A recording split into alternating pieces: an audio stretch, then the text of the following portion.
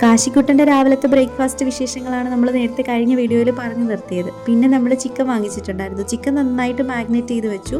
അപ്പോൾ ഒരു എരിശ്ശേരി മത്തൻ ഇവിടെ ഇരിപ്പുണ്ടായിരുന്നു. അപ്പം മത്തങ്ങ എരിശ്ശേരിയും കൂടെ വെക്കാമെന്ന് വെച്ചു.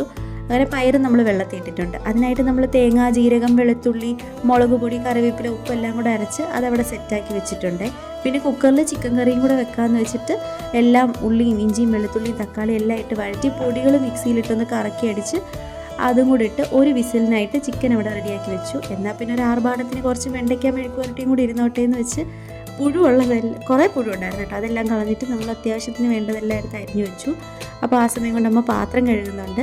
വെക്കാൻ മെഴുക്ക് പുരട്ടിക്ക് നന്നായിട്ട് പച്ചമുളകൊക്കെ ഇട്ട് കടുകിട്ട് പൊട്ടിച്ച് നന്നായി മൂത്ത് വരുമ്പോൾ മഞ്ഞൾപ്പൊടിയും സവാളയും വെണ്ടയ്ക്കയും കൂടി ഇട്ട് നന്നായിട്ട് മുരിച്ചെടുക്കണേ. പിന്നെ നമ്മുടെ എരിശ്ശേരിക്കകത്തോട്ട് കടുവും കൂടെ വറുത്തിടുമ്പോഴത്തേക്കും എരിശ്ശേരിയും സെറ്റായി. അങ്ങനെ എരിശ്ശേരിയും ചിക്കൻ കറിയും അതുപോലെ ഇന്നലത്തെ മീൻകറിയും വെണ്ടയ്ക്ക മെഴുക്ക് പുരട്ടിയും അപ്പുറത്തുനിന്ന് വല്യമ്മച്ചീരെ അവിടെ നിന്ന് ഇച്ചിരി ചീനിയും കൂടെ തന്നിട്ടുണ്ട്. അപ്പോൾ ഇതെല്ലാം കൂടെ കൂട്ടി ഫുഡ് കഴിക്കട്ടെ. അപ്പോൾ ഇത്രയേ ഉള്ളൂ. Tata bye, see U.